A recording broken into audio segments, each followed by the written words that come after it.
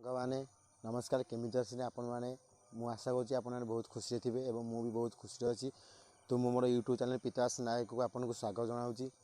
जहाँकि मोर fast blog आज माँ का शेष दिन बा भसाणी तो माँ का जो कमिटी पिला अच्छे किपरि भसाणी कर तो चल देखा वर्षा भी पकाऊँ सब्सक्राइब और लाइक करने को जमा भूलिए नहीं तो देखा आपण आम वर्षा ओदा वीडियो